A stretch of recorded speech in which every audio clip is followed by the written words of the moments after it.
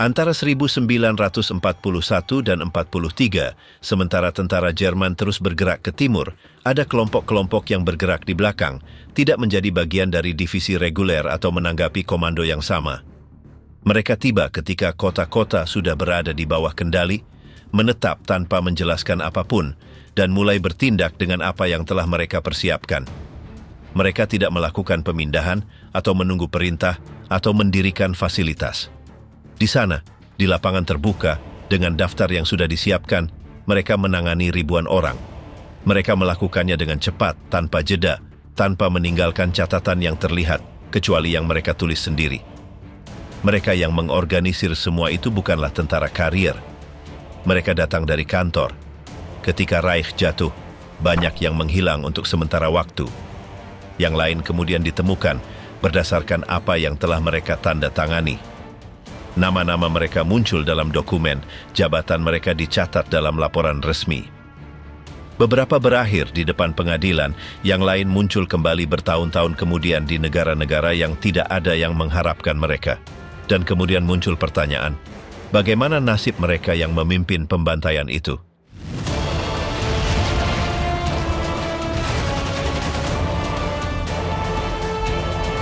Orang-orang yang keluar dengan perintah untuk membunuh. Pada awal 1941, sebuah sekolah kepolisian di Pretzsche, dekat Sungai Elbe, berubah menjadi titik pertemuan bagi ribuan orang yang terkait dengan SS. Mereka datang dari berbagai kantor, penyelidik, mata-mata, polisi biasa, tentara dari sayap bersenjata, dan komandan administratif tinggi. Banyak yang sudah memiliki pengalaman di daerah-daerah yang sebelumnya diduduki Jerman, terutama di Polandia. Beberapa berbicara bahasa Rusia, yang lain datang dengan koneksi yang baik. Beberapa memiliki karir universitas, bahkan gelar doktor. Semua diberitahu bahwa mereka akan berpartisipasi dalam sesuatu yang istimewa, tetapi tanpa memberikan banyak detail. Gerakan menuju Pretzsche mengosongkan seluruh akademi. Kantor analisis, sekolah pelatihan, pos-pos lokal, semua mengirim orang. Heydrich, kepala keamanan rezim, dan Himmler yang berada di atasnya memilih para kepala dengan tangan mereka sendiri. Di antara mereka adalah Otto Ohlendorf, seorang ekonom dengan profil teknis, Paul Blobel, seorang arsitek dengan masalah minuman, Arthur Nebe, kenalan lama dari kepolisian kriminal, dan Karl Jäger, seorang polisi politik dengan reputasi kekerasan. Kelompok itu juga memiliki prajurit biasa, polisi berseragam, dan orang-orang dari tentara, semuanya berkumpul di bawah nama Einsatzgruppen, yaitu tim tugas. Nama itu sudah pernah digunakan sebelumnya di Austria, di Cekoslowakia, dan kemudian di Polandia. Tugas mereka bukan untuk berperang, melainkan untuk mengendalikan daerah-daerah yang diduduki, melenyapkan lawan politik, dan mengakhiri setiap fokus perlawanan sebelum dimulai. Sekarang mereka memiliki misi baru. Sebelumnya, Einsatzgruppen bekerja bersama dengan tentara. Mereka maju lebih dulu, tiba tepat setelah tentara, mencari para pemimpin lokal, mengumpulkan data, menangkap mereka yang ada di daftar mereka, dan melenyapkan mereka yang dianggap berbahaya. Kali ini tujuannya sama, tetapi lebih besar. Mereka menuju ke timur, ke wilayah Uni Soviet, yang akan diinvasi pada bulan Juni tahun itu. Pelatihan di Pretzsche cepat, bagian fisiknya sedikit. Beberapa latihan menembak, beberapa latihan di luar ruangan, tetapi yang penting adalah organisasi. Setiap tim dibagi menjadi kelompok-kelompok yang lebih kecil, yang disebut komando. Mereka membagi jabatan, tugas, dan zona. Semua disuntik. Beberapa menjadi tidak enak badan setelah itu, dan itu sedikit memperlambat latihan. Misi resminya adalah membersihkan garis belakang tentara, mencari penyabotase, menangkap mata-mata, membersihkan jalan bagi pasukan. Tetapi pesan internalnya lain. Heydrich mengatakan kepada para komandan tepat sebelum berangkat bahwa ini bukan hanya tentang wilayah, bahwa ini adalah perang ide, bahwa musuh sejati adalah Bolshevisme, dan bahwa di belakangnya ada orang-orang Yahudi. Dia menjelaskan bahwa ini bukan tentang menahan tentara, melainkan untuk sepenuhnya melenyapkan siapapun yang terkait dengan sistem musuh. Itu termasuk tidak hanya pegawai pemerintah, tetapi juga orang biasa. Heydrich mengatakan bahwa siapapun yang tidak merasa mampu bisa mundur. Tidak ada yang melakukannya. Semua terus maju. Perintahnya jelas. Harus bertindak tanpa ragu, tanpa menjadi sentimental, tanpa bertanya. 4 tim besar dibagi berdasarkan zona yang berbeda. Yang pertama, dengan Stahlecker sebagai komandan, menuju negara-negara Baltik. Yang kedua, di bawah Arthur Nebe akan mencakup zona tengah termasuk Belarusia. Yang ketiga, dengan Otto Rasch akan bergerak di Ukraina Utara. Yang keempat, dikendalikan oleh Ohlendorf, akan turun ke selatan, termasuk Crimea. Masing-masing kelompok ini memiliki komando yang dapat bergerak dan bertindak sendiri. Blobel misalnya, memimpin salah satu tim 3, Jäger memimpin salah satu tim pertama. Cara mereka diorganisir memungkinkan pembantaian dilakukan di tempat yang berbeda pada waktu yang sama, tanpa harus menunggu perintah dari atas. Mereka membawa semua yang mereka butuhkan untuk bergerak tanpa bantuan tentara. Truk, sepeda motor, radio, senjata, dapur, peluru, bensin. Beberapa bahkan membawa generator.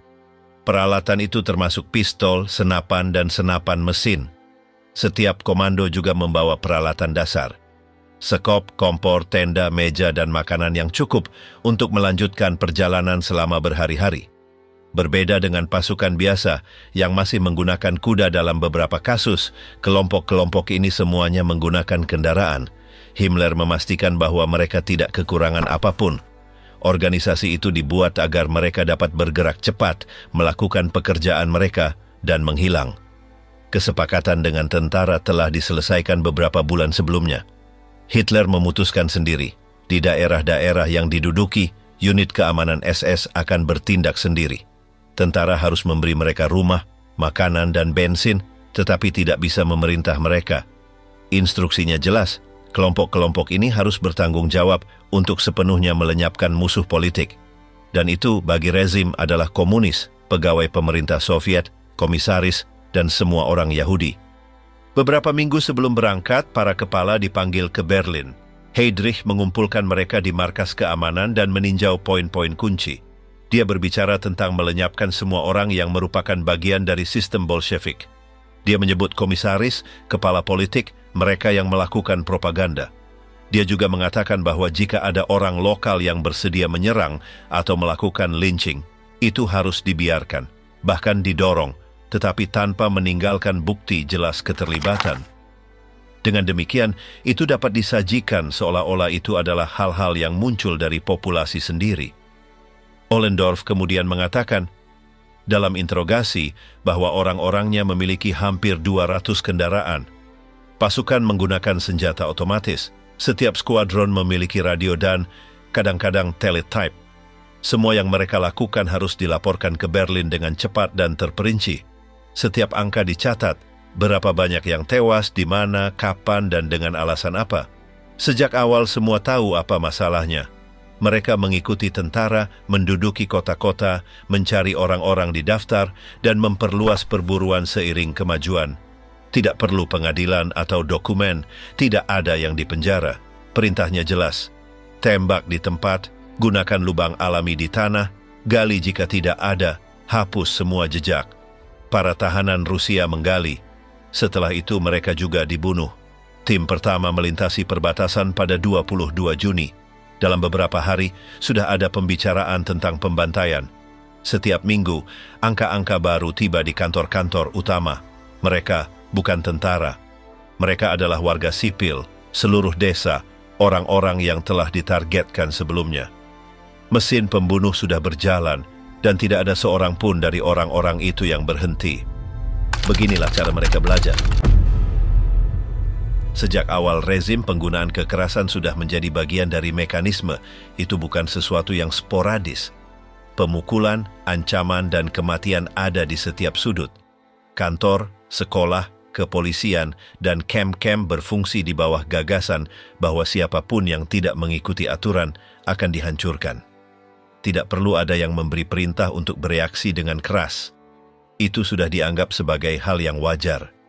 Mereka yang menduduki posisi di kepolisian, di SS, atau di Gestapo berasal dari lingkungan di mana penganiayaan adalah hal yang biasa.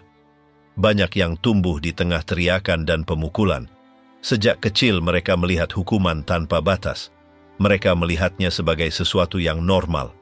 Ketika mereka masuk ke dalam sistem, mereka memperkuatnya. Mereka tidak memperdebatkannya, mereka menirunya. Selama pelatihan di akademi, metode yang sama diterapkan. Atasan berteriak, memukul, atau mempermalukan, dan bawahan menahannya. Itu berfungsi sebagai filter. Siapapun yang bertahan lanjut, siapapun yang tidak, dikeluarkan. Logikanya jelas, jika Anda tidak tahan di dalam, Anda tidak berguna di luar. Itu bukan untuk mengajar, itu untuk mengeras. Di divisi khusus, seperti Totenkopf, perlakuannya bahkan lebih keras. Di sana banyak dari mereka yang kemudian akan dipilih untuk tugas-tugas sensitif dilatih. Mereka yang melalui itu sudah tahu bagaimana cara mematuhi tanpa bertanya. Mereka telah dipersiapkan untuk bertindak tanpa berhenti berpikir. Beberapa dari mereka yang kemudian akan memimpin pembantaian massal sudah memiliki profil itu sejak awal. Mereka telah meniti karir di dalam sistem di mana hukuman adalah bagian dari kehidupan sehari-hari. Mereka melihat bagaimana orang-orang yang gagal diperbaiki, dan ketika mereka naik pangkat, mereka melakukan hal yang sama dengan mereka yang datang di belakang. Itu adalah rantai yang berulang. Ketika mereka diberi tugas baru, mereka tidak membutuhkan banyak petunjuk. Mereka sudah tahu apa yang harus dilakukan. Jika mereka diminta untuk menahan seseorang, mereka melakukannya.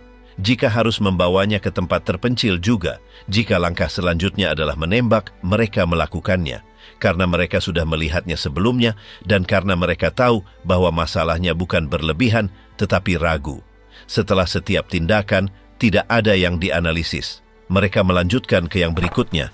Tidak ada ruang untuk berpikir apakah itu baik atau buruk. Diasumsikan itu baik. Semuanya datang diizinkan dari atas. Tidak ada yang meminta pendapat, hanya hasil. Mereka yang tiba di Einsatzgruppen sudah memiliki mentalitas itu di kepala mereka. Mereka telah melalui berbagai tingkatan sistem. Mereka sudah pernah terlibat dalam penahanan, interogasi, pemindahan, dan seringkali eksekusi sebelumnya. Beralih ke pembunuhan massal tidak begitu mengejutkan bagi mereka seperti yang akan terjadi pada orang lain. Mereka sudah melihat darah. Mereka sudah tahu cara mematuhi perintah tanpa ragu. Hanya jumlahnya yang berubah. Dalam interogasi pasca perang, beberapa orang mengatakan bahwa pada awalnya hal itu memang memengaruhi mereka. Namun seiring waktu, itu menjadi kebiasaan. Seseorang mengatakan bahwa pada awalnya tangannya gemetar. Setelah itu tidak lagi. Yang lain mengatakan bahwa pertama kali ia muntah, tetapi kemudian tidak ada masalah. Itu terjadi pada mereka dan juga pada banyak orang lain. Setelah seseorang menembak untuk pertama kalinya, tidak ada jalan kembali. Keesokan harinya ia melakukannya dengan lebih lancar. Seminggu kemudian, ia bahkan tidak memikirkannya. Lingkungan membantu. Jika semua orang melakukan hal yang sama, Anda tidak menonjol. Dan jika Anda melakukannya dengan baik, Anda dipuji. Beberapa bahkan dinaikkan pangkatnya karena memenuhi tugas tanpa ragu. Yang lain dipindahkan jika menunjukkan kelemahan. Bahasa juga merupakan bagian dari semua itu. Kata-kata seperti membunuh atau menembak mati tidak diucapkan. Mereka menggunakan frasa seperti operasi, evakuasi, tindakan khusus. Cara berbicara seperti itu menciptakan jarak. Itu membuat segalanya tampak seperti bagian dari prosedur biasa. Itu membantu orang-orang yang melakukannya tidak menghentikan diri. Jumlah tidak ditampilkan sebagai musibah, itu hanya angka. Sebuah laporan bisa mengatakan bahwa di desa tertentu 500 orang dibunuh dan segera datang laporan lain dengan angka lain. Para kepala melihat laporan-laporan itu dan mengaturnya tanpa menunjukkan apapun.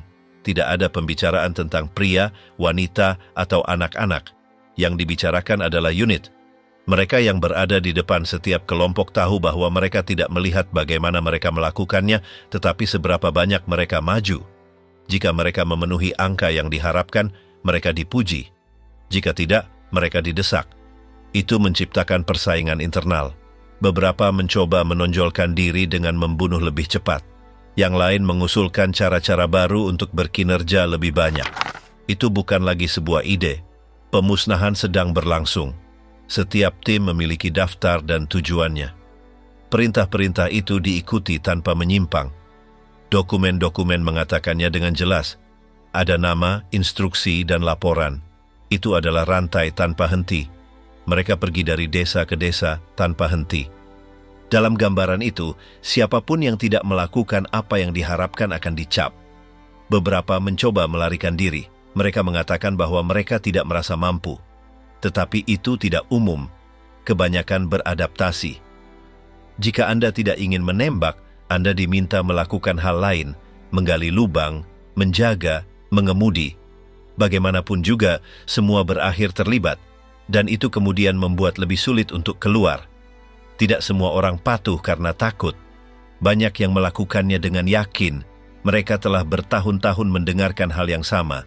Mereka telah dilatih dengan gagasan bahwa musuh harus dilenyapkan dari peta. Mereka mendengarnya dalam ceramah, membacanya di selebaran, melihatnya di poster. Itu bukan hanya perintah. Itu adalah cara melihat dunia. Kekerasan bagi mereka bukan sesuatu yang terpisah. Itu adalah cara menjalankan kekuasaan. Itu digunakan setiap hari. Di dalam barak, dengan orang-orang yang diduduki, dengan para tahanan. Tidak ada cara lain untuk berhubungan. Siapapun yang tidak cocok dikeluarkan. Dan hampir tidak ada yang berani melakukannya. Apa yang dimulai sebagai pelatihan yang keras, akhirnya menjadi jaringan algojo. Semua ada di dalamnya. Masing-masing memiliki perannya. Dan tidak ada yang bisa mengatakan bahwa mereka tidak tahu apa yang sedang terjadi. Mereka maju dengan peta, daftar, dan skop. Pada pukul 3 pagi, tanggal 22 Juni 1941, ribuan meriam Jerman mulai menembak di seberang sungai Bug. Di perbatasan dengan Uni Soviet, artileri menerangi langit dengan ledakan konstan. Pada saat itu, tentara Jerman meluncurkan operasi yang telah berbulan-bulan dipersiapkan. Mereka menamakannya Barbarossa. Itu adalah rencana invasi terbesar yang pernah mereka luncurkan hingga saat itu. Garis depan sangat besar. Dari Laut Baltik hingga Laut Hitam, lebih dari 3 juta tentara melintasi garis. Bukan hanya pasukan Jerman yang berbaris, juga ada Hongaria, Rumania, Slowakia, dan sekutu lainnya. Tujuannya adalah untuk merebut Barat Soviet dengan cepat. Mereka berpikir bahwa dalam hitungan minggu, mereka bisa merebut Moskwa, menguasai Ukraina, dan melumpuhkan kapasitas musuh untuk merespons. Sementara divisi-divisi lapis baja maju dengan kecepatan penuh di jalan-jalan, di belakang mereka datang kelompok-kelompok tugas. Einsatzgruppen diaktifkan pada hari yang sama. Perintah-perintah sudah jelas sejak sebelumnya. Mereka harus bergerak di belakang tentara reguler, memasuki desa-desa, mengidentifikasi target, dan melenyapkan mereka yang ada di daftar. Ini bukan lagi tentang mencari lawan individu. Sekarang adalah pembersihan sistematis berdasarkan zona. Grup A, yang dipimpin oleh Stahlecker, melintasi Lituania. Mereka pergi dengan dukungan logistik penuh termasuk kendaraan, bahan bakar, peta, dan radio. Tidak butuh waktu lama bagi mereka untuk tiba di Kaunas. Di sana mereka menemukan penduduk setempat yang gelisah. Beberapa penduduk telah memulai serangan terhadap orang-orang Yahudi. Jerman tidak campur tangan, bahkan mereka mendorong untuk melanjutkannya. Mereka melihatnya sebagai hal yang berguna. Keesokan harinya pembantaian berlanjut, kali ini dengan partisipasi langsung dari komando. Di setiap kota yang mereka rebut, prosedurnya serupa. Pertama, mereka mengamankan pusat administrasi. Kemudian mereka mencari arsip, memeriksa catatan, memilih target. Dalam beberapa jam, penangkapan dimulai. Dalam banyak kasus, semuanya terjadi dalam 1 hari. Ritmenya cepat. Mereka tidak menunggu perintah baru. Mereka sudah tahu apa yang harus mereka lakukan. Grup B, di bawah Arthur Nebe, menuju ke Belarusia. Mereka maju di jalan-jalan yang buruk, melintasi desa-desa di mana hampir tidak ada yang berbicara bahasa Jerman. Segera setelah mereka tiba di suatu lokasi, mereka menempati gedung-gedung kosong, mengatur daftar, dan melaksanakan rencana. Pertama mereka pergi untuk pejabat partai, kemudian untuk guru, dokter, rabi. Akhirnya, mereka menghancurkan seluruh komunitas, angka-angka naik setiap hari. Otto Rasch memimpin grup C, komandonya beroperasi di Ukraina Utara. Salah satu tindakan besar pertamanya adalah di Zhytomyr. Di sana mereka berkoordinasi dengan Wehrmacht. Tentara reguler menyediakan transportasi dan perlindungan. Orang-orang Einsatzgruppen mengidentifikasi target. Dalam beberapa jam, beberapa ratus orang telah dieksekusi. Tidak ada yang mengajukan keberatan. Para prajurit melanjutkan kemajuan mereka. Mayat-mayat ditinggalkan, dikubur di lubang terbuka. Grup D yang dipimpin oleh Ohlendorf mengambil arah selatan. Mereka memasuki daerah-daerah di mana bahasa, budaya, dan kondisi medan sangat berbeda dari yang mereka ketahui. Mereka bertemu dengan komunitas pedesaan terpencil. Operasi tidak berhenti. Mereka hanya menyesuaikan metodenya. Alih-alih daftar terperinci, mereka menggunakan laporan lokal, menginterogasi para tahanan, dan memilih berdasarkan kategori.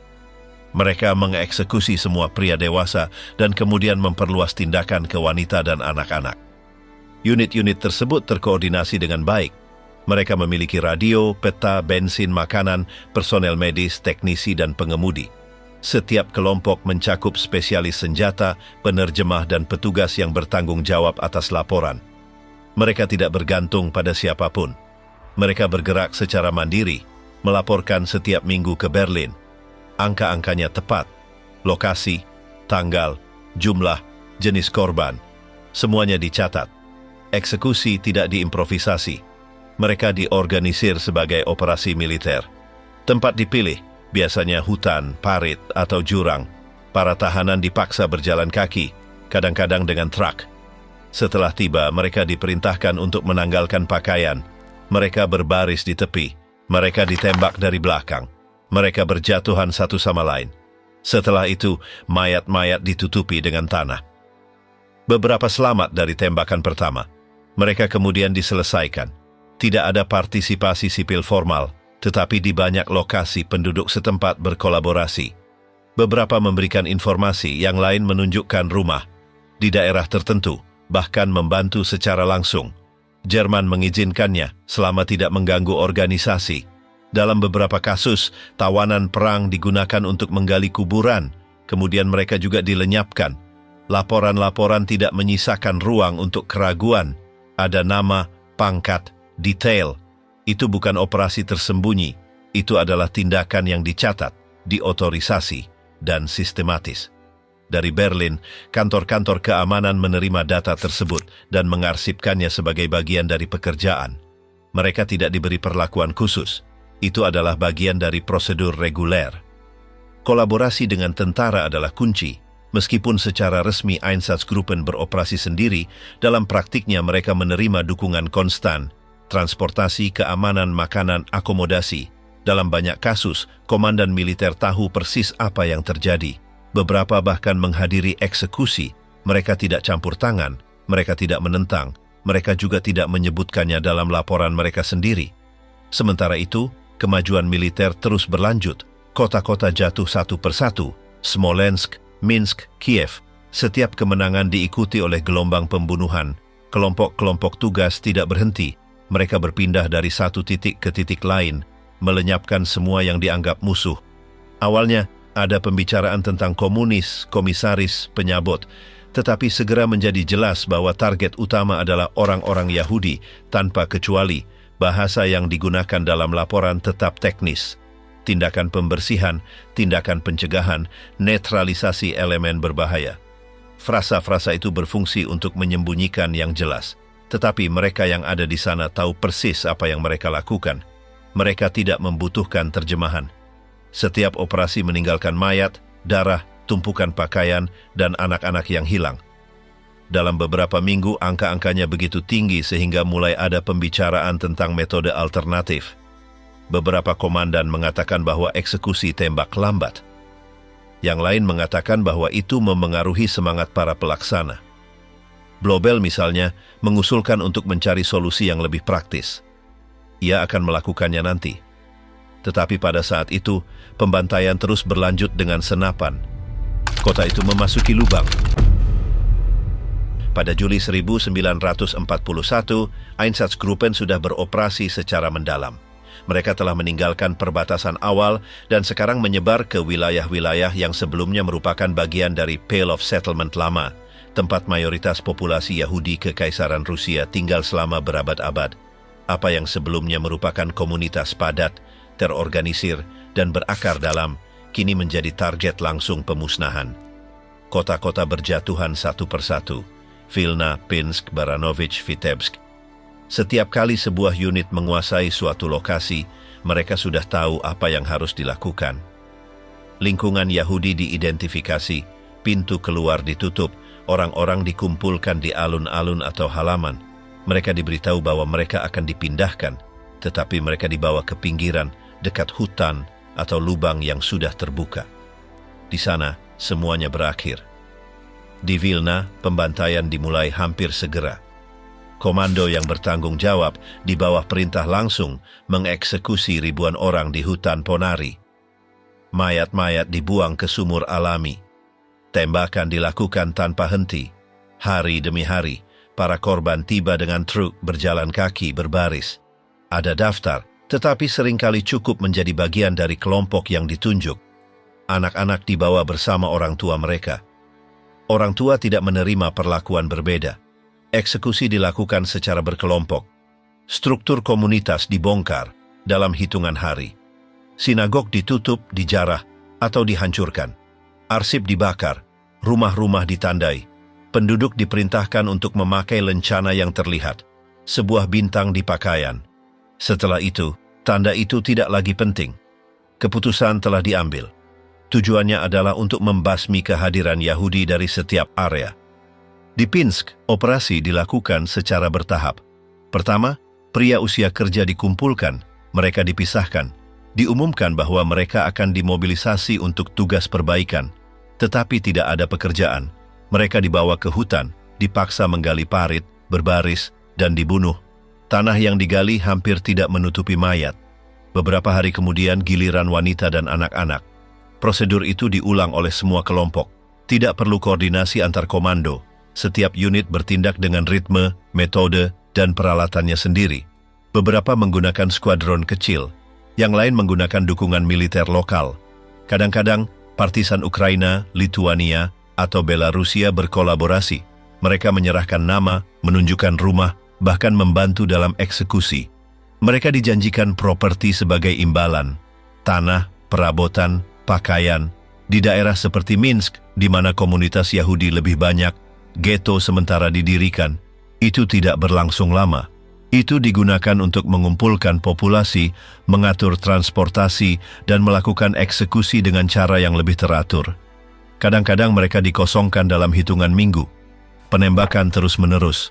Kereta api, jika tidak tersedia, diganti dengan kolom berjalan kaki. Para kepala Einsatzgruppen tidak menyembunyikan apa yang mereka lakukan. Mereka menulis laporan harian. Mereka menyebutkan angka, menggambarkan tempat, merinci tindakan. Mereka tidak menggunakan eufemisme di dalam kelompok, hanya dalam laporan untuk Berlin. Di sana mereka berbicara tentang tindakan khusus, penenangan, atau penyelesaian masalah. Tetapi semua tahu apa arti setiap kata. Di Baranovich, kepala komando lokal membual telah melenyapkan lebih dari 10.000 orang dalam waktu kurang dari sebulan. Ia mendapat dukungan penuh dari administrasi sipil. Polisi setempat berpartisipasi aktif. Fungsi-fungsi dibagikan. Beberapa menjaga, yang lain memindahkan, yang lain menggali dan menembak. Lubang-lubang terisi dengan cepat. Lubang-lubang baru digali beberapa meter jauhnya. Ketika tanah basah, ruang bawah tanah atau sumur terbengkalai digunakan. Eksekusi tidak selalu dengan senapan. Di beberapa tempat, eksperimen dilakukan dengan cara lain. Truk kedap udara tempat gas knalpot dilepaskan, kamar kecil yang diimprovisasi. Tetapi sebagian besar waktu, mereka terus menggunakan peluru. Cepat, langsung, efektif. Korban berbaris, diarahkan ke tengkuk, ditembak. Mereka yang jatuh ditutupi tanah. Kemudian datang kelompok berikutnya. Penduduk setempat, jika tidak berpartisipasi, setidaknya mengamati. Beberapa melihat dari jendela, yang lain menjarah rumah-rumah kosong. Ada yang memberitahu sebelumnya. Pengkhianatan adalah hal biasa. Seluruh keluarga diserahkan oleh tetangga, kadang-kadang karena takut, kali lain karena keserakahan. Tidak ada yang menuntut bukti, cukup dengan tuduhan. Dalam perjalanan ke timur, Einsatzgruppen terus maju.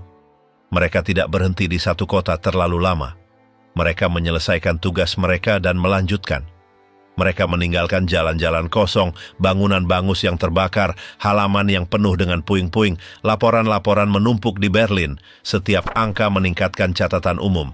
Logikanya bukan militer, itu adalah akuntansi. Unit-unit mencatat setiap langkah, nama desa, jumlah yang dieksekusi, waktu, metode. Itu adalah bagian dari proses. Mereka tidak melakukannya karena rasa bersalah atau karena refleksi. Itu adalah administrasi. Laporan-laporan diarsipkan. Beberapa petugas menandatanganinya dengan bangga. Mereka melihatnya sebagai efisiensi.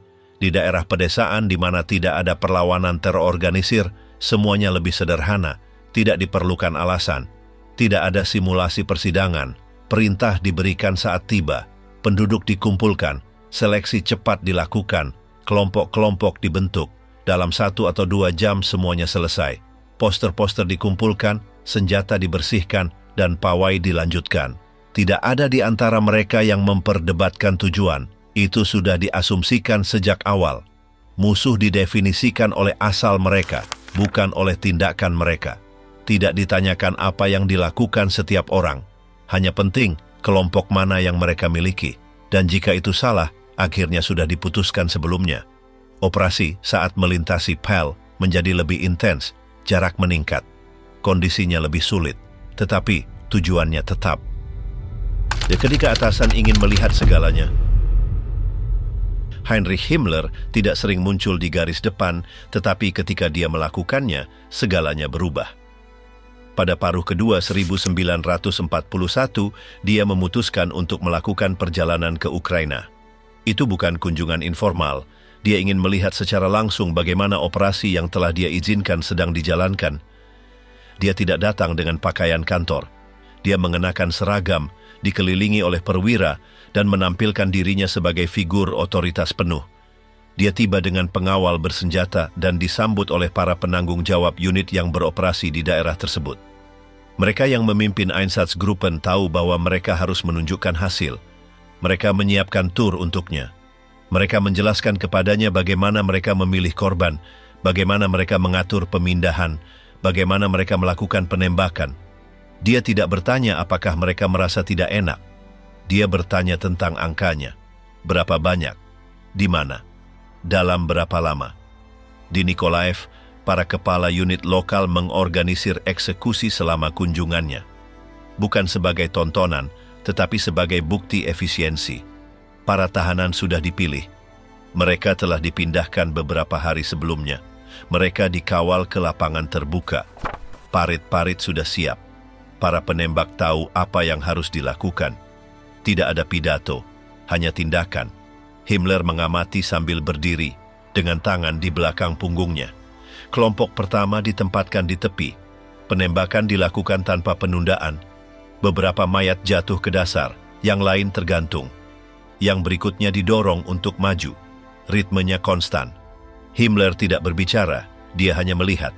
Pada titik tertentu, salah satu eksekutor melakukan kesalahan. Tembakan tidak mematikan. Tahanan jatuh terluka dan mengerang. Perwira yang bertugas mengeluarkan pistolnya dan menyelesaikan dengan satu tembakan. Himmler berbalik, menarik napas, tetapi tidak membuat komentar apapun. Setelah eksekusi, dia berbicara dengan para perwira. Dia mengatakan kepada mereka bahwa mereka sedang memenuhi tugas sejarah, bahwa apa yang mereka lakukan bukan untuk diri mereka sendiri, tetapi untuk masa depan. Bahwa kekerasan itu perlu, bahwa hanya yang terkuat yang bisa menanggung beban itu tanpa hancur. Dia tidak menggunakan kata-kata lembut. Dia tidak meminta belas kasihan. Dia hanya menegaskan kembali misi. Dalam beberapa hari berikutnya, dia mengunjungi kota-kota lain. Dia berada di Dnipropetrovsk, Zaporizhia, dan titik-titik lain di mana unit-unit telah menyelesaikan operasi serupa. Dia disajikan laporan, daftar korban, peta dengan rute pemindahan. Di setiap tempat, polanya sama. Ghetto dikosongkan, orang-orang Yahudi dibunuh, komunitas dihapus. Himmler tidak mempertanyakan apapun. Dia mengkonfirmasi apa yang dia harapkan untuk lihat. Dia memberikan instruksi untuk meningkatkan kecepatan. Dia menyarankan untuk menggunakan lebih sedikit amunisi jika memungkinkan. Dia mengusulkan teknik untuk menghemat waktu dalam proses penyelarasan. Dia memuji kolaborasi polisi setempat. Dia merekomendasikan untuk meningkatkan penggunaan dukungan non-Jerman. Dia menyatakan bahwa lebih baik jika desa-desa berpartisipasi. Menurutnya, dengan begitu pembersihan akan lebih menyeluruh. Para bawahan mendengarkan tanpa menyela. Mereka mencatat. Mereka tahu bahwa kunjungannya bukan hanya inspeksi. Itu adalah evaluasi langsung. Siapapun yang tidak menunjukkan efisiensi akan diganti. Oleh karena itu, angka-angka adalah kunci. Mereka menunjukkan kepadanya dokumen dengan ribuan eksekusi, nama-nama yang dikodekan, kategori yang dihilangkan, grafik batang. Mereka memperlakukannya seolah-olah itu adalah audit. Salah satu aspek yang paling dia hargai adalah kontrol mutlak. Dia mengatakan bahwa tidak boleh ada keraguan atau pengecualian. Jika seseorang mempertanyakan perintah, dia harus disingkirkan. Jika seseorang menunjukkan kelemahan, lebih baik memindahkannya. Kemurnian rencana, menurutnya, ada pada eksekusi tanpa keraguan. Bagi Himmler, masalahnya bukan kekerasan, masalahnya adalah kekacauan. Setelah tur, dia kembali ke Berlin. Dia tidak membuat pernyataan publik, dia tidak menulis memoir, dia tidak perlu meninggalkan catatan. Keputusan sudah diambil sebelumnya. Yang dia lakukan adalah mengkonfirmasi di lapangan bahwa perintahnya dipatuhi seperti yang telah dia rancang. Dan dia meminta agar proses tidak berhenti dalam keadaan apapun. Para perwira yang menemaninya selama tur itu tetap menjabat. Beberapa dipromosikan, yang lain dikirim ke zona baru. Semua tahu bahwa mereka telah lulus ujian. Kunjungan Himmler bukanlah tindakan simbolis.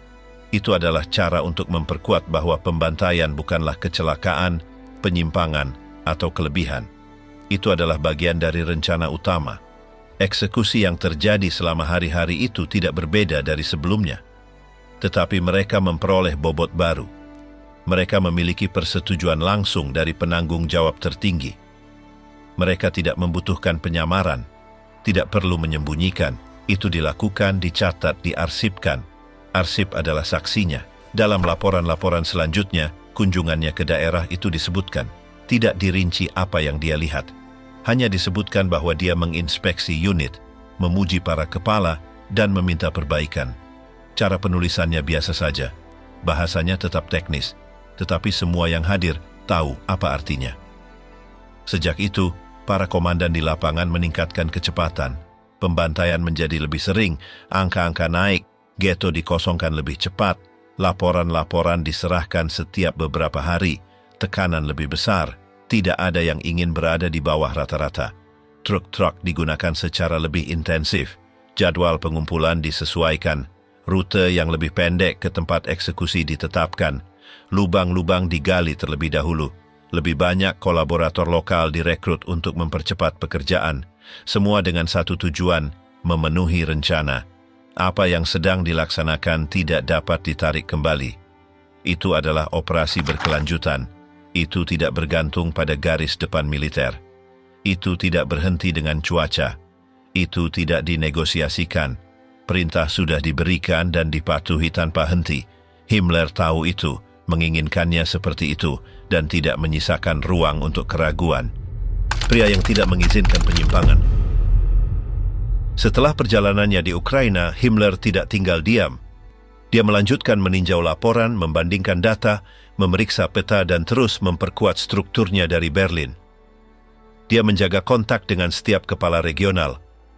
Dia meminta angka-angka yang tepat, lokasi dan prosedur. Dia ingin semuanya dicatat. Jika sebuah unit mengurangi kecepatan, dia menuntut penjelasan. Jika meningkat, dia menganggapnya sebagai efisiensi. Yang utama baginya adalah kepatuhan tanpa ragu. Bersamaan dengan itu, dia mulai menyesuaikan koordinasi antara berbagai cabang.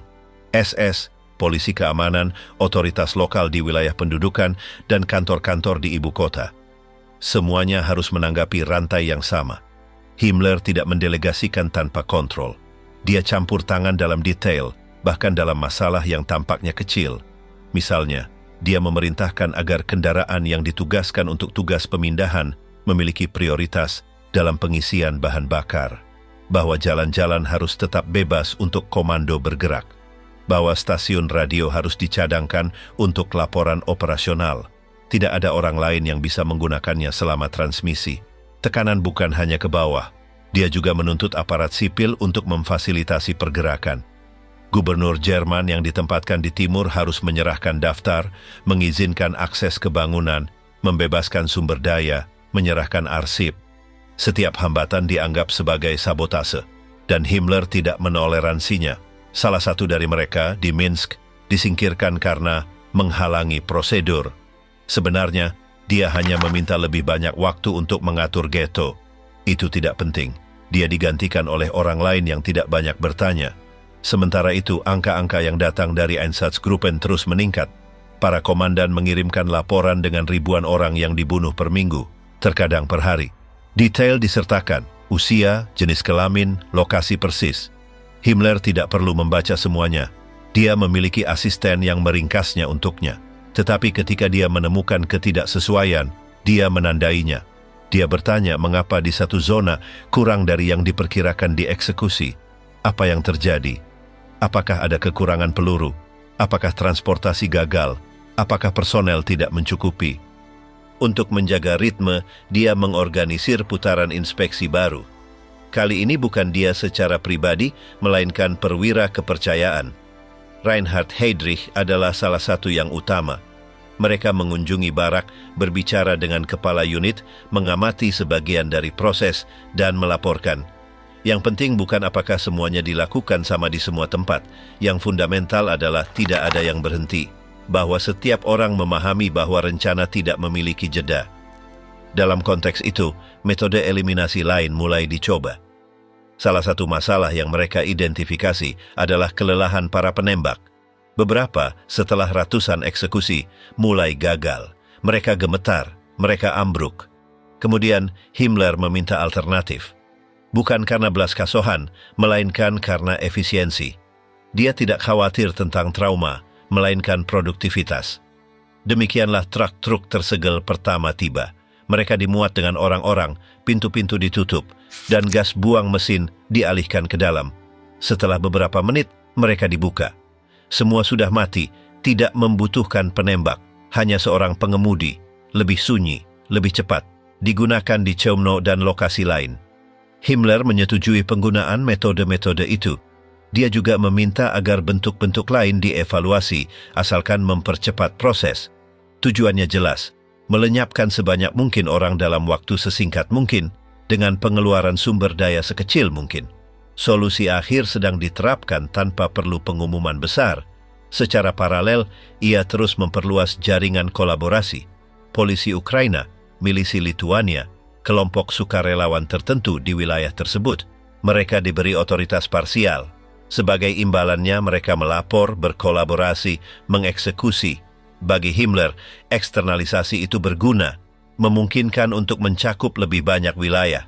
Dan pada saat yang sama, memindahkan sebagian beban operasional.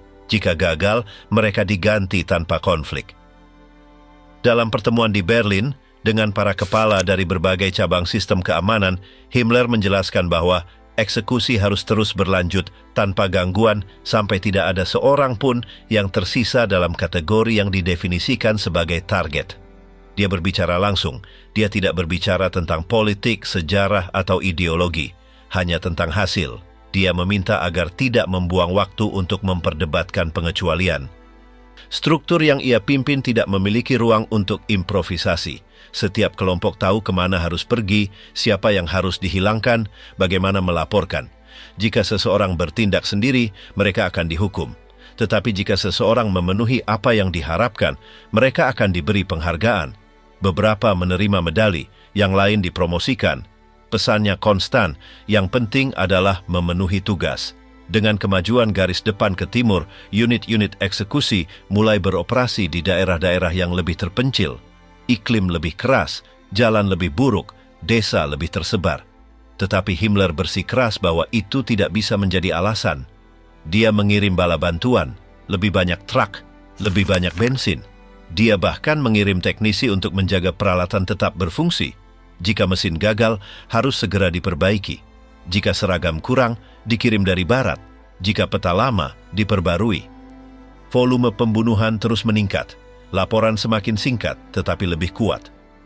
8.000 dihilangkan dalam 4 hari, 5.000 dalam 2 hari. Tidak ada nama yang disertakan, hanya angka, tanggal, lokasi. Lembaran-lembaran diarsipkan dalam folder dengan label. Himmler meninjau mereka secara bergelombang. Kadang-kadang dia mengoreksi dengan pensil merah. Para komandan tinggi tahu bahwa jika kepala SS memusatkan perhatiannya pada suatu kelompok, mereka harus segera memberikan hasil. Tidak ada kesempatan kedua. Mereka yang tidak memenuhi standar akan dicopot, terkadang dikirim ke garis depan, atau ditugaskan untuk tugas-tugas yang tidak relevan. Sistem memurnikan dirinya sendiri. Tekanan datang dari atas, tetapi juga dari samping. Tidak ada yang ingin menjadi orang yang menghentikan mesin. Pada akhir tahun itu, Operasi Einsatzgruppen telah melenyapkan ratusan ribu orang. Kota-kota yang diduduki memiliki lingkungan kosong, catatan sipil diubah. Properti dialokasikan kembali, rencana terus maju. Himmler tidak melihatnya sebagai kampanye sementara. Dia menganggapnya sebagai bagian dari restrukturisasi total, dan dia tidak menerima penyimpangan. Mesin mulai gagal.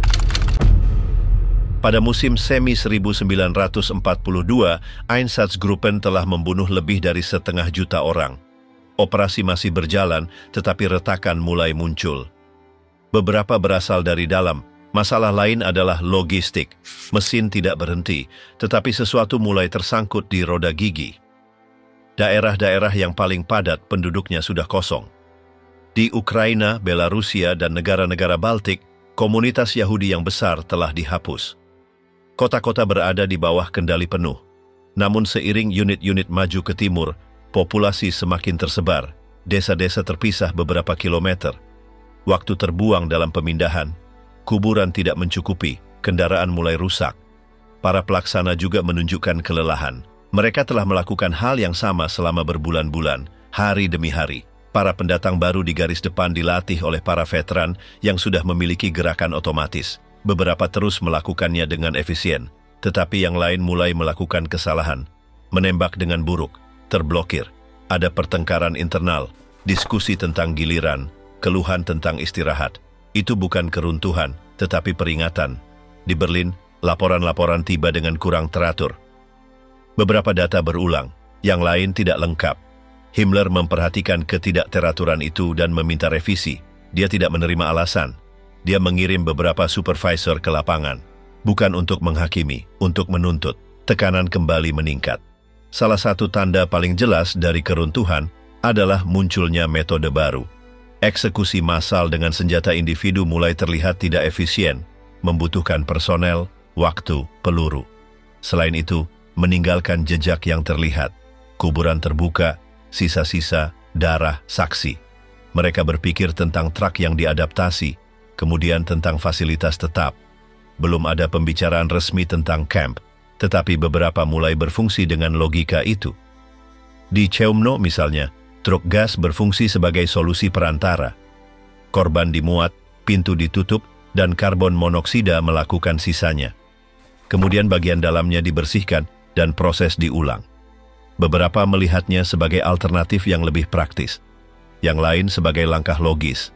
Itu tidak menghasilkan lebih sedikit kematian, hanya mengubah caranya. Sementara itu, front timur menjadi lebih tidak stabil. Serangan musim dingin Soviet telah menghentikan kemajuan Jerman. Beberapa kota yang diduduki sekarang terisolasi, jalur pasokan rapuh. Ada kasus di mana unit eksekusi kekurangan bala bantuan selama berminggu-minggu. Mereka menggunakan apa yang mereka temukan, mendaur ulang amunisi, tidur di bangunan kosong.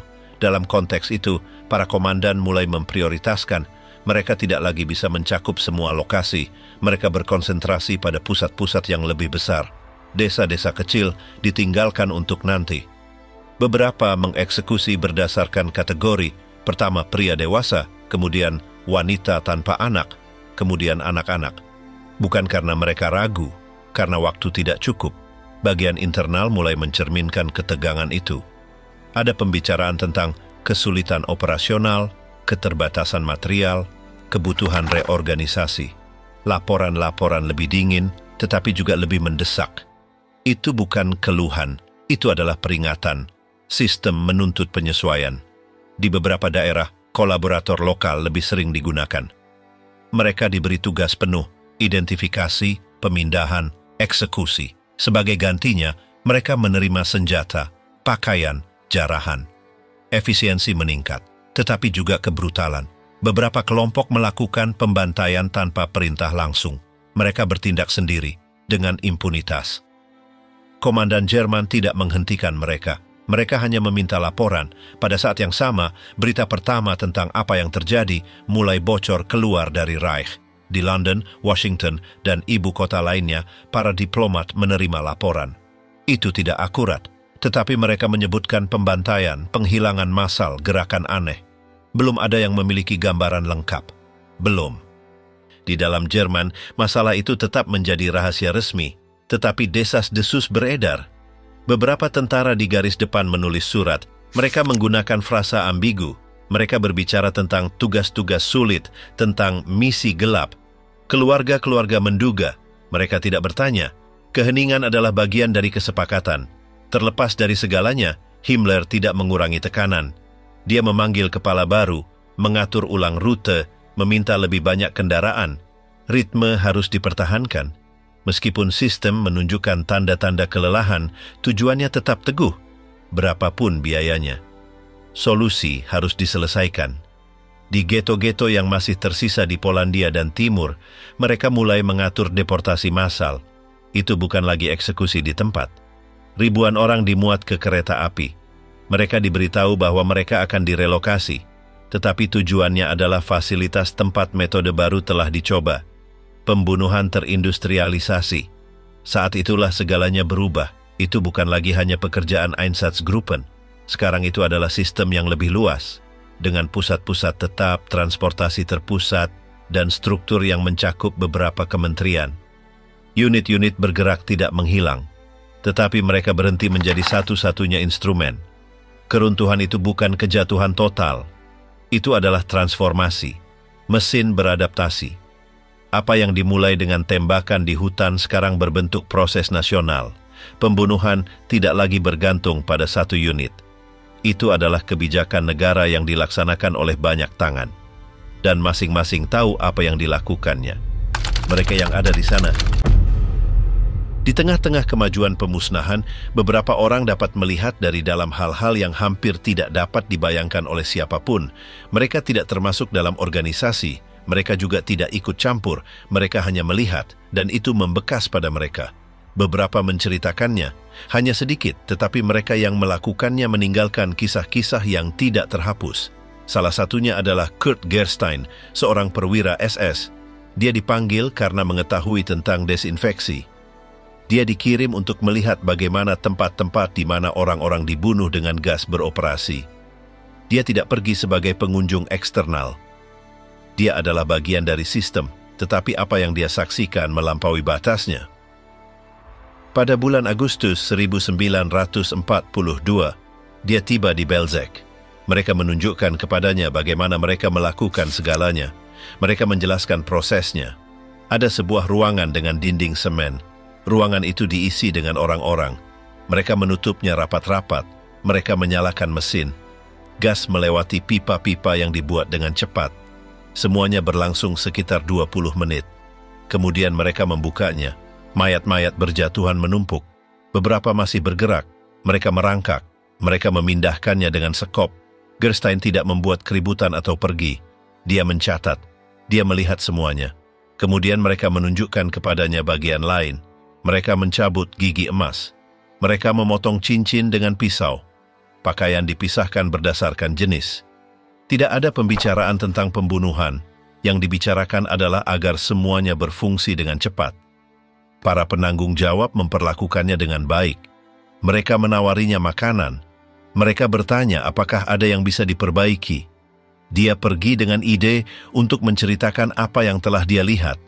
Dia tidak melakukannya di depan pers, juga tidak di depan umum. Dia mencari diplomat. Dia berbicara dengan perwakilan Swedia, Belanda, bahkan dengan orang-orang gereja. Dia menjelaskan apa yang telah terjadi. Beberapa mendengarkannya. Tidak ada yang melakukan apa-apa. Bukti kurang, dan banyak yang lebih suka tidak tahu.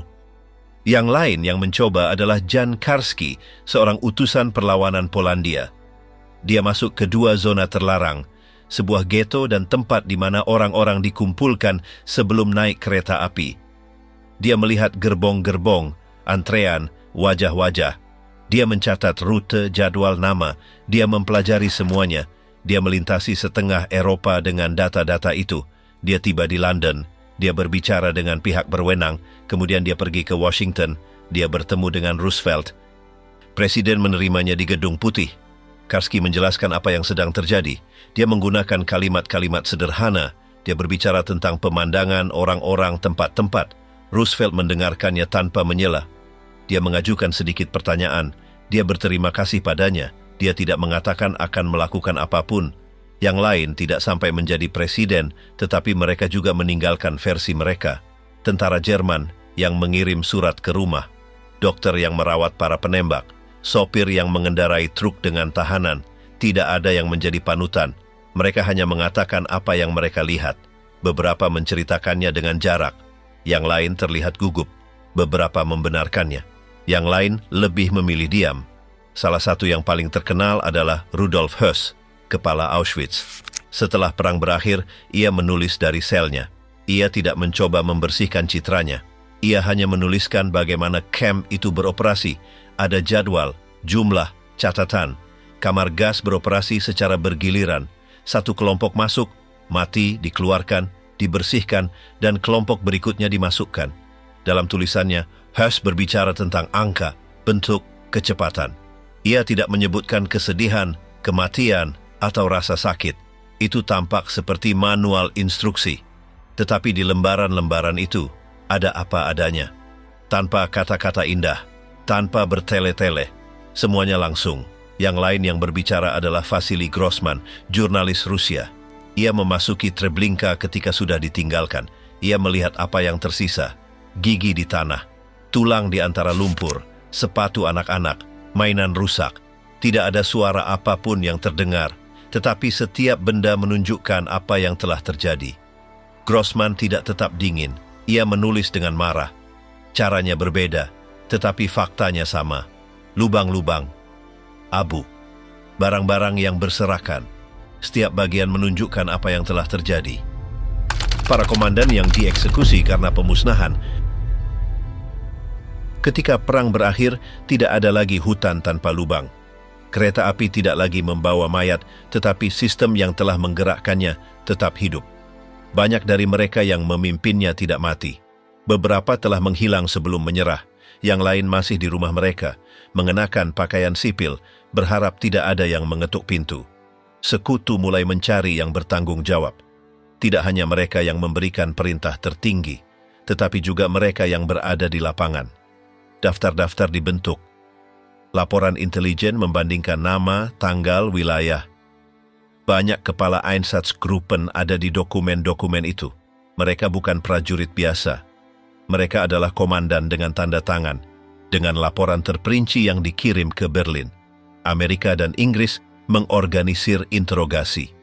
Beberapa perwira Jerman berbicara, yang lain menyangkal segalanya. Tetapi dokumen-dokumen itu bertentangan dengan mereka. Ada laporan dengan tanggal, angka, tempat. Arsip tidak menghilang. Mereka disimpan, diklasifikasikan, diorganisir seolah-olah itu adalah dokumen administratif. Ketepatan itu memfasilitasi pengejaran. Pada 1947, pengadilan Nuremberg dibuka untuk kelompok tertentu. Para kepala komando pemusnah bergerak. 24 orang didakwa. Pengadilan memiliki bukti konkret. Dokumen yang ditandatangani, kesaksian penyintas, foto-foto lokasi eksekusi. Persidangan tidak singkat. Selama berbulan-bulan masing-masing dipanggil ke mimbar. Beberapa mencoba membenarkan partisipasi mereka dengan mengatakan bahwa mereka hanya mematuhi perintah. Yang lain mengatakan bahwa mereka tidak punya pilihan. Tetapi para hakim tidak menerima jawaban-jawaban itu. Ada surat-surat di mana para terdakwa sendiri meminta lebih banyak amunisi untuk menembak warga sipil. Laporan-laporan dengan bahasa langsung. 1.600 orang Yahudi dieksekusi, 500 partisan dilenyapkan. Salah satu terdakwa, Otto Ohlendorf, tidak menyangkal apapun. Dia mengakui telah memimpin pembunuhan 90.000 orang. Dia mengatakannya dengan tenang. Dia menjelaskan bagaimana barisan diatur, bagaimana parit digali, bagaimana pekerjaan dibagi di antara para penembak. Dia tidak menunjukkan penyesalan, dia hanya memberikan detail. Jaksa bertanya kepadanya, apakah dia mengerti apa artinya membunuh sebanyak itu? Dia menjawab bahwa itu bukan tentang emosi, melainkan tugas. Dia mengatakan bahwa unitnya telah bertindak dengan disiplin yang patut dicontoh. Dia tidak menyimpang dari protokol. Mereka tidak berimprovisasi. Mereka melakukan apa yang diperintahkan kepada mereka. Beberapa saksi eksekusi juga bersaksi. Mereka menceritakan bagaimana kelompok-kelompok diorganisir. Bagaimana para korban dipaksa untuk telanjang sebelum berbaris. Bagaimana teriakan mereda dengan tembakan berikutnya. Jaksa menampilkan foto-foto.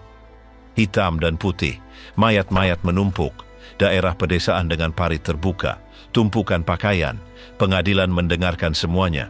Mereka meninjau setiap dokumen. Mereka tidak terpengaruh oleh pidato, hanya oleh bukti. Pada akhirnya, 14 dari terdakwa dijatuhi hukuman mati. 4 menerima hukuman penjara seumur hidup. Yang lain lebih sedikit. 1 dibebaskan. Eksekusi dilakukan di penjara Landsberg. Mereka yang digantung tidak meninggalkan kata-kata terakhir. Tidak ada pidato. Hanya perintah yang dipatuhi hingga menit terakhir. Tidak ada yang menunjukkan emosi yang terlihat. Beberapa meninggal dengan keyakinan bahwa apa yang mereka lakukan adalah benar. Yang lain dalam keheningan. Tetapi pengadilan tidak menutup masalah ini. Puluhan perwira berpangkat lebih rendah tidak diadili. Banyak yang melarikan diri ke negara lain, mengganti nama, bercampur dengan para pengungsi, menggunakan dokumen palsu, beberapa menyeberang ke Amerika Latin, yang lain berlindung di Timur Tengah atau Eropa Barat. Mereka yang memiliki kontak, menerima bantuan. Selama bertahun-tahun, pencarian baru diorganisir, daftar-daftar terbaru dikumpulkan, foto-foto dibandingkan. Beberapa ditemukan puluhan tahun kemudian, mereka hidup dengan nama lain, bekerja sebagai pedagang, profesor, pegawai negeri. Ketika ditemukan, beberapa menyangkal. Yang lain mengakui masa lalu mereka tanpa basa-basi. Mereka mengatakan bahwa semuanya telah terjadi sejak lama, bahwa mereka bukan lagi orang yang sama. Salah satu kasus paling terkenal adalah Adolf Eichmann. Dia bukan bagian dari Einsatzgruppe, tetapi dia mengkoordinasikan deportasi. Dia ditangkap di Argentina pada 1961. Dibawa ke Yerusalem. Diadili dengan bukti yang memberatkan. Dia bersaksi dengan nada dingin. Dia tidak menyangkal. Dia juga tidak menunjukkan rasa bersalah. Dia dijatuhi hukuman dan dieksekusi pada 1962. Pengadilan Eichmann kembali mengangkat masalah yang ingin dilupakan banyak orang. Ini menunjukkan bahwa kejahatan tidak dilupakan, bahwa masih ada nama-nama yang harus dilacak. Asosiasi penyintas melanjutkan pekerjaan mereka. Mereka menyerahkan daftar, membantu menemukan buronan, menekan pemerintah. Arsip terbuka. Seiring berjalannya tahun, nama-nama kepala Einsatzgruppen memudar dari berita utama, tetapi tetap tercetak di ribuan halaman yang tersimpan dalam arsip. Beberapa dikenang karena angka yang mereka tanda tangani, yang lain karena laporan yang mereka kirim. Hampir tidak ada yang dikenang karena wajah mereka. Banyak yang menghilang tanpa jejak. Yang lain diadili. Beberapa meninggal tanpa mempertanggungjawabkan perbuatannya. Folder-folder dengan berkas mereka masih ada di sana. Masing-masing memiliki tanggal, angka, lokasi. Semuanya tersusun rapi. Beberapa dokumen ditandatangani dengan tinta biru. Yang lain diketik dengan inisial. Ada daftar peta jadwal. Tak satu pun dari mereka mencoba menyembunyikan apa yang telah mereka lakukan. Sebaliknya, mereka telah meninggalkan catatan. Setelah persidangan awal, penelusuran menjadi lebih lambat. Para saksi menua. Beberapa sudah meninggal. Bukti masih ada, tetapi pengadilan tidak selalu bertindak. Dalam banyak kasus, para terdakwa sudah hidup sebagai pensiunan. Mereka pergi ke pasar, bepergian dengan tram, membaca koran. Mereka tidak membicarakan masa lalu mereka. Tetapi ada beberapa yang tidak menyerah.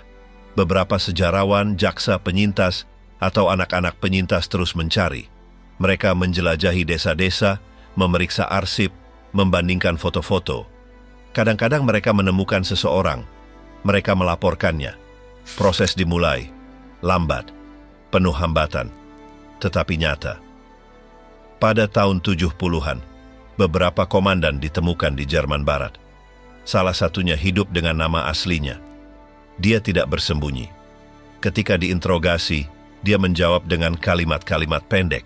Dia mengatakan dia tidak ingat dengan baik, bahwa itu sudah lama sekali. Dokumen-dokumen membantahnya.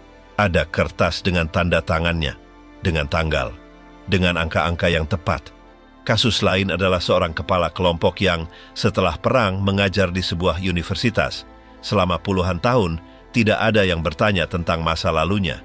Sampai seorang mahasiswa menemukan namanya di daftar lama Einsatzgruppen. Dia melaporkannya. Kasus itu sampai ke pers. Berkas dibuka kembali. Terdakwa mengundurkan diri. Dia meninggal sebelum persidangan tiba. Ada juga yang tertangkap di luar Eropa. Di Amerika Selatan, para mantan perwira yang masuk dengan paspor palsu ditemukan. Beberapa hidup lebih dari 30 tahun dengan identitas baru. Ketika ditemukan, pemerintah setempat ragu-ragu. Ada tekanan internasional. Beberapa diekstradisi. Yang lain meninggal sebelum naik pesawat. Seiring berjalannya waktu, pengejaran berubah. Itu bukan lagi operasi besar. Sekarang adalah pekerjaan arsip, pembandingan data, para pelaku yang tersisa sedikit, dan sangat tua, tetapi nama-nama terus muncul, kadang-kadang dalam surat, atau dalam foto lama. Seseorang mengenali mereka, kasus baru dibuka. Pada tahun 90-an, tim investigasi baru muncul. Mereka menggunakan teknologi digital, mengakses basis data internasional, mencari pola, menghubungkan nama dengan dokumen. Kadang-kadang mereka berhasil menemukan penanggung jawab unit kecil. Seseorang yang tidak diadili pada masanya, tetapi memiliki ratusan korban di belakangnya. Tidak semua negara berkolaborasi. Beberapa pemerintah menunjukkan keengganan. Mereka beralasan kurangnya bukti. Yang lain memberikan informasi, mengizinkan interogasi. Kadang-kadang kasus berjalan maju. Lain kali macet, tetapi nama-nama terus terungkap. Di Jerman, sebuah kantor khusus untuk kejahatan Nazisme didirikan, tidak pernah ditutup. Meskipun semakin sedikit personelnya, ia tetap terbuka, menerima panggilan, meninjau surat, menerima petunjuk. Setiap penemuan baru diverifikasi. Jika ada dokumen, berkas dibuka. Banyak persidangan terakhir terjadi dengan terdakwa di kursi roda, dengan alat bantu dengar, dengan penerjemah. Beberapa tidak mengerti pertanyaan. Yang lain mengatakan bahwa mereka sudah membayar, tetapi para hakim mengikuti prosedur. Laporan-laporan dibacakan, foto-foto ditampilkan, nama-nama diceritakan.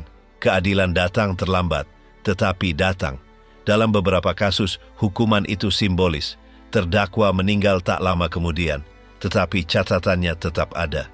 Satu baris lagi ditambahkan ke arsip, satu angka lagi ke daftar. Beberapa keluarga korban menghadiri persidangan. Mereka membawa foto-foto, mereka mendengarkan dalam diam. Mereka tidak mencari balas dendam.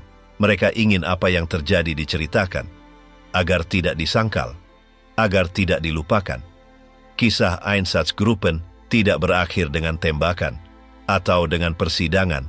Itu berakhir dengan pelacakan setiap kepala mereka. Dengan upaya mendokumentasikan apa yang dilakukan setiap orang, untuk menamai setiap korban, untuk menemukan setiap tempat,